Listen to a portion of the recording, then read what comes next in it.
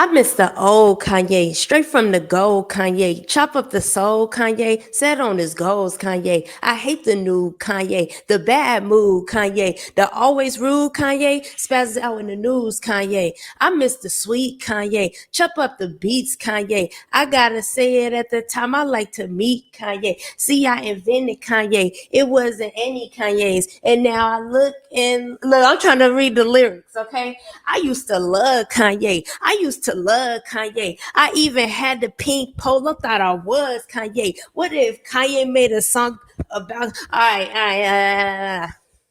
called I Miss the Old Kanye? Man, that would be, all right, I don't know. They miss the old stylist. Straight from the gold stylist. You know the old stylist? They was cold stylists. It is a gnat apocalypse up in here, y'all. If y'all know how to get rid of gnats from plants, please let me know, boo boo. Please let me know. Because I slowed my watering down. And when I slowed the watering down, I feel like they went even crazier. Now they all over the place, right? So anyway, y'all, let's get into it, y'all.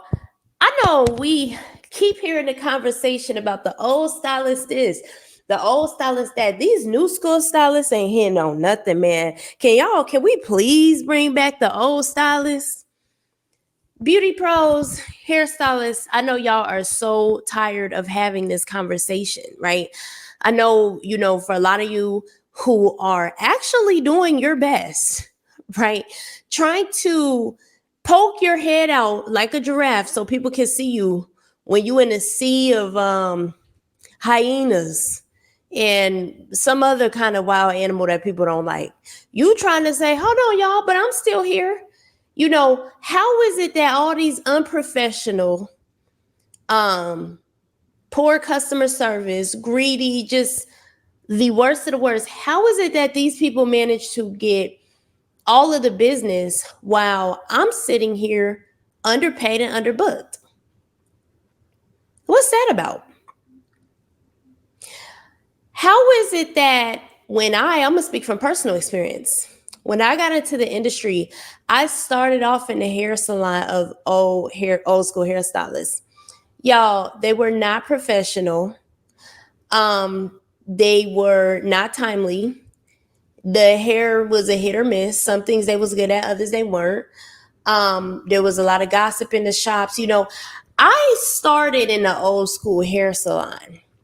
I'm not saying all hairstylists back in the day were unprofessional, but I'm saying, y'all, I think people have a tendency to romanticize the past because there were so many things that my clients would have concerns about, or even I would just look at people who, not look at people, but my prospects, right? My prospective clients, or just people I would observe. There were a lot of complaints that people had about old school stylists, period. I think a lot of people have just seemed to have forgotten what those experiences in the salon back in the days really looked like. Having to come to your appointment and there's 5 other people there, because the old school deposits, people talk about, oh, they never did deposit back in the day. Yes, they did. The old school deposit was double and triple and quadruple booking.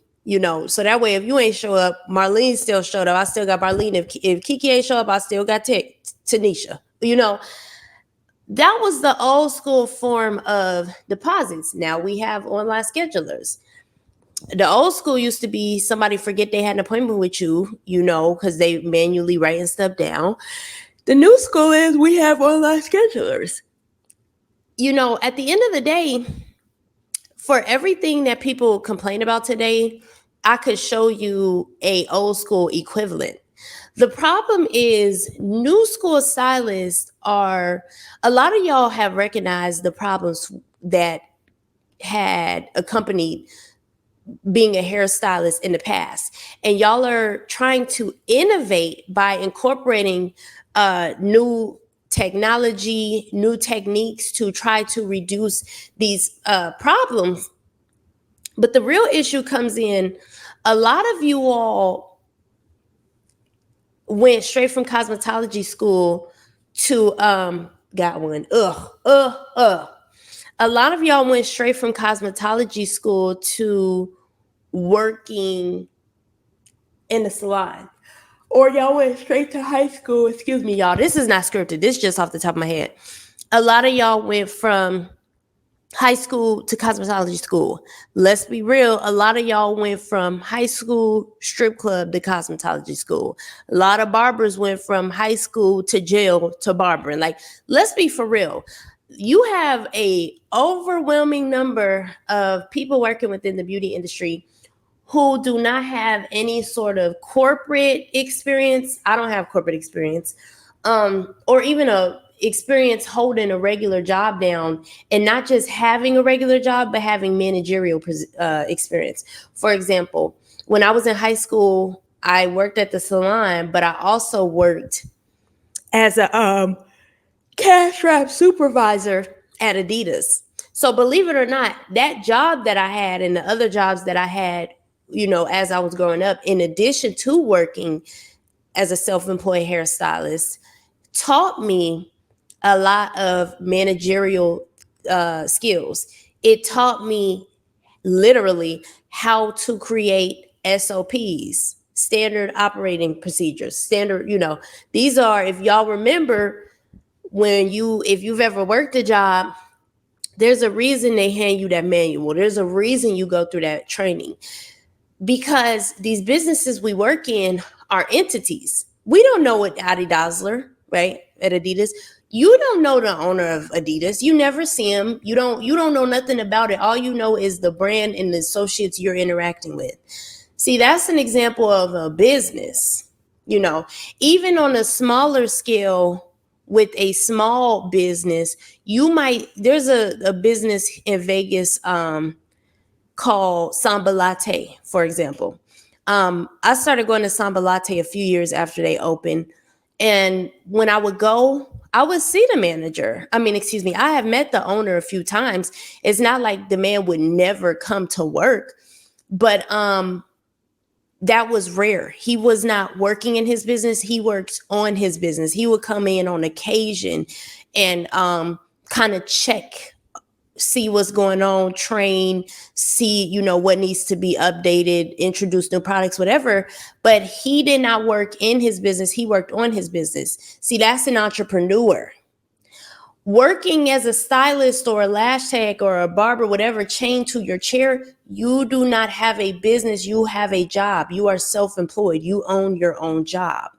Another example is I had a client some years ago by the name of Lola, right? She is the mom of one of the co-owners of Cafe Lola, Saint Haran. I forgot the name of the bakery donut shop. But her daughter and her friend are business partners, and I'm sure they probably have like some silent partners as well, because they have expanded their business tremendously over the years and fast. They have a business. If I go to Cafe Lola in Las Vegas, it is going to be very rare that I see Lynn or her the other co-owner, I forgot her name. I think her name is Alejandra or something. It's going to be very rare that I walk into those establishments and see the owners. I'm going to see the brand and I'm going to see the employees that work there, but it's going to be very rare that I see them. And if you see them, they're probably doing some of the other tasks that the Brazilian guy who owns Samba Latte would be doing, right? You have to understand there's a difference between business ownership and self-employment. And I think a lot of the newer stylists and beauty professionals have come into the industry. We have a different standard of living. We have a different perspective because we come from a different era, right? We have grown up in the gig economy for the most part, or we're coming into the gig economy. It's not normal to see people working on one job for a long period of time like it used to be, right? So we come into this industry and we see these hairstylists working and slaving a certain kind of way for little bits of money and little bits of prices. Not only that, just to, never be able to retire. A lot of these older hairstylists come out and Yeah, at this point, I started young. So for me to say, oh, I've been doing this 12 years, it's different because I started so young, right? And a lot of people start young. So, okay, maybe if you say 10, 20 years, okay, that's not as bad. But when you hear people been doing hair for 30, 40, 60 years and they still doing hair, they have no retirement plan. They probably going to be doing hair until they die. Like that's not normal. And I think our generation recognizes that and we want more. So what you have a lot of people doing is trying to, a lot of y'all recognize something is not right. Y'all might not have the terminology for it because a lot of people don't have the business acumen or the managerial experience. I'm just keeping it real. But y'all recognize like this is not right. So y'all are trying to incorporate some form of policy, some form of procedures just to make things run more smoothly. But the issue is it's like you have a few pieces of the puzzle, but you aren't constructing the whole you're having a hard time finishing it, right? You got a piece here, you got a piece here, a piece there, but it's hard for you to get like the whole frame or the whole outlook. And a big part of this is because again, you lacking that managerial experience, what have you, but it also comes from how can I say, you all are creatives, right? So naturally, you're not really that business savvy. And so it has to be a point where, number one, you have to really say, do I really want to be a business owner? See, because a lot of y'all are fake entrepreneuring. You think you're an entrepreneur, you're really not, right? But I think that's kind of the culture and the expectation. When I was coming into the industry, it was commission, it was booth renting, it was hourly. Like, oh, you come out of school, you need to go straight to Great Clips and blah, blah. It was a certain model, which I rebelled against. Now I feel like the way that I kind of came out is the standard. You want to come out and do your own thing right away. The reason I felt to do such is because I was already doing hair. That's the difference. Like doing hair before you become licensed, I think is what really creates that mentality within you already. You like, oh, well, I already have my own thing going on. I was, but then you have others who y'all weren't even in the beauty industry at all. And you trying to come out doing your own thing. And it's like, you have to really come to terms with what is it that I want to do ultimately. And it's okay if you don't know where you want to take your check. What is it that I want to do for right now? Where is it? How much responsibility do I really want to take on? A lot of y'all are, trying to do everything yourself because you think it's going to give you a higher earning potential. And while your higher earning potential may be there, you're never going to reach it if you don't have the right system and structure in place. So that's something to think about. You could actually be limiting your growth trying to wear all these hats if you're not that multi-hat wearing person. You have to really figure that out. Is self-employment and entrepreneurship really for me and really what I want to do? Because at the end of the day, you could be making more money, have less stress, simply going to work for an establishment that is already established. Some of y'all really need to humble yourselves. Now, if you want the other side and you like, no, I do want my own brand. I do want to do my own thing. I have my own vision. I feel like I could bring something new and innovative to my local market. And I want to go into business for myself. At that point, you have to think, is it really worth, continuing to tarnish my reputation or just wasting all this excess time and trying to fulfill this without having some sort of mentorship, some sort of coaching, some sort of leadership? You got to ultimately figure out what it is you want. Now, this video is not going to be a long video. I really came on here to show this, right? Just to kind of prove or bring a different perspective, right? And that different perspective is that it's not that clients actually miss old hairstylists, y'all, or it's not that old hairstylists were better than we were or we are. What it is that people miss simplicity. People miss just being able to come to the shop. Like it might have had its quirks and its kinks and some things like this, like I'm getting ready to show you. It may have had some very severe side effects, but at the end of the day, it wasn't as complex, and it's still having the side effects, if you get what I'm saying. If y'all are going to be introducing these different policies and things to your business, they should be making your experience and your client's experience easier. It should be eliminating the things from the past. Y'all should not be bringing these new policies and still having all of these problems. That is a symptom that your policies are not working. Okay. So that's what I believe the the consumers are really saying. It's not that they want to go back to the past. They just saying it wasn't this difficult. Not to mention, I'm working on another series or another workshop for the Sit and Pretty Pro tiers in the Sit and Pretty Academy. Familiarity breeds contempt.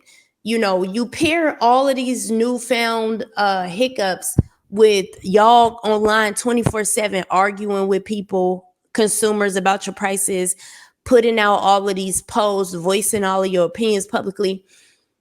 Y'all are too familiar with your clients. It used to be hairstylists was too familiar with their clients in the salon. All your clients' business, they know your business. Now y'all are also too familiar online. Nobody knows, you don't know what your doctor, who your doctor is going for in this election, right? You don't get to see your doctor's thoughts about a lady coming in for her gynecology exam and, oh, I don't like how it smells in the room. Or how many times is it that you're seeing other professionals' opinions? You don't know them like that. You know them for what they do, and that is the extent of it. Y'all are too familiar with the public right now, and you're wondering why people don't value your services. You're wondering why people don't value you. You are too familiar. You understand how when you first started your thing, your little business, your little operation, whatever self-employment, your little job, your hustle, whatever it was, you notice how the people who were least likely to support you were the people who knew you. Familiarity breeds contempt. Y'all are becoming familiar in the same way with those who are supposed to be you're supposed to be engaged in a professional relationship with. So that's a whole other element. So it's not that old school stylists were better. What it is things were different. We didn't see them on social media giving their opinions, number one. And number two, everything was simple, straight up, what you got it. Was it perfect? No. But the point is, the reason y'all should be, if y'all are going to be implementing all of this new technology, online schedulers, having assistants, all of this different stuff, these things should be making things even more seamless and smoother for you and your clients. You can't overcomplicate things and still be having the same issues people was having before. You're still late. How you got an online scheduler, but you still late?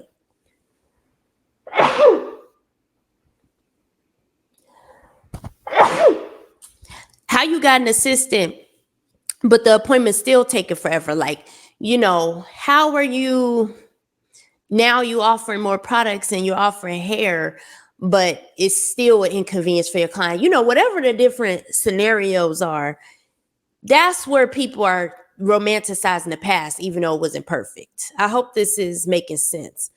So let's really look at this. When people talk about, oh, I miss old school stylists, this is a prime example of how amazing old school stylists were. You can simply go to Razor Chick of Atlanta.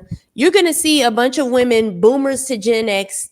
All of them have many of them have common hair complications and problems that we don't really see as much today. Traction alopecia. A lot of them have crown issues, due to, it could be a traction alopecia thing. It could be, chemical burns from relaxers. Old school hairstylists was not them girls how everybody online trying to act, okay? And I just want to bring up a visual reminder and representation for what that era actually looked like. They had their problems too. But again, if y'all are going to be trying to innovate on what was before, you should be seeing better results in your business. Your clients should be happier. You should be making more money. The process should be more smooth. The reason that it's not working out for y'all is because y'all have yet to systemize your businesses. Y'all have yet gone from or made that transition from doing hair to being a beauty business professional or having a beauty business. The choice is yours. If you want to be a self-employed booth renter, you want minimal responsibility, you want a little more responsibility than working for somebody else, but you don't want as much responsibility as being a suite owner, or even greater, being having your own standalone salon for real. The choice is yours. But at the end of the day, regardless of what it is you choose, you have got to get to a point where you start creating a actual business entity that is separate from yourself. We are in the personal business, the personal care business, y'all, but none of this should be personal. Y'all cannot keep trying to make yourself make yourself a business. It's just not gonna work. Okay. When you see these posts online about hairstyles, if it provokes something within you and you get upset and you want to go and that is a sign that you are too involved, right? That's a sign you don't have a business. People need to be interacting with your business, right? Y'all online talking about, what should I do? This lady said my price was too. I don't know. I don't care what she do, ma'am. I am a representative on behalf of my business. These are the policies. You know, when you go to a store and you request something and you know you want something specific done, the employee's like, oh, okay, well, we can't do that. It's against company policy. It's against company policy. Who cares what people are saying or what they think? Like, should you take consumer feedback into consideration in order to recognize where it is you need to improve and innovate in your business? Of course. But your business policies and your business structure is your business structure. You can't, because a customer is not happy at your regular job, go and change the company's policies. The company's policies are what they are. If they don't like it, there's a competitor down the road. But guess what? We still gonna get our money.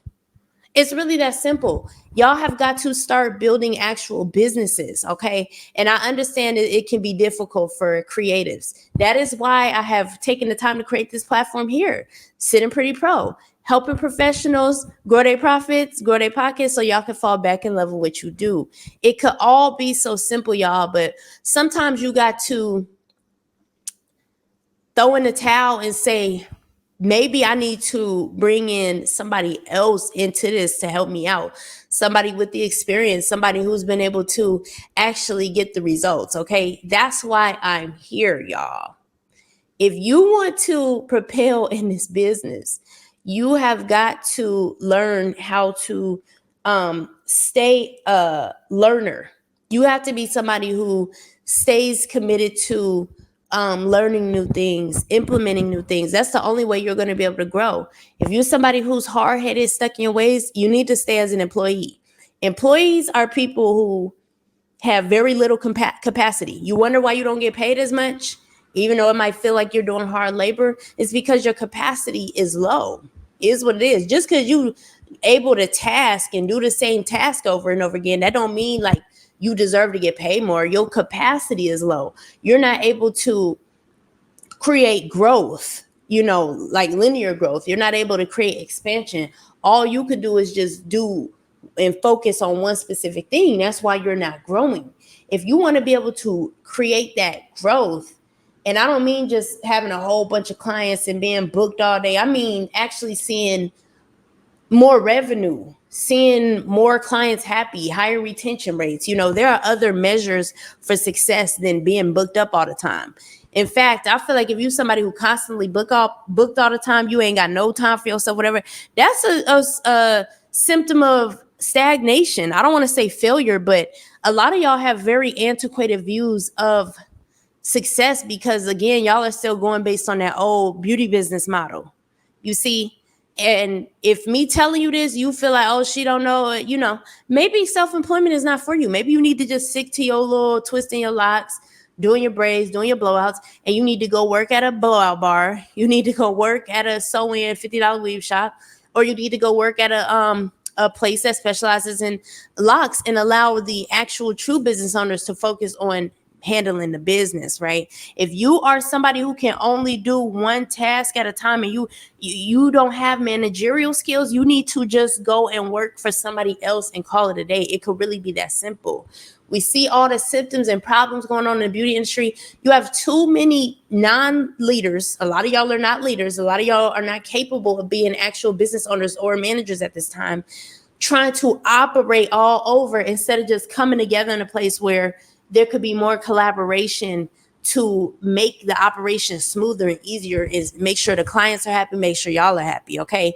So anyways, if you would like to learn more about business management, specifically when it pertains to beauty, how to structure your business properly, even the technical aspect, I do offer online classes within the academy on very simple things, product line knowledge, how to shampoo, technical things such as, installing weaves, silk presses, blowouts, things of that nature. Make sure you click the link in my comment section and enroll in the Sit and Pretty Academy on Patreon. Specifically, the mastermind and mini mastermind tiers, those are geared towards stylists.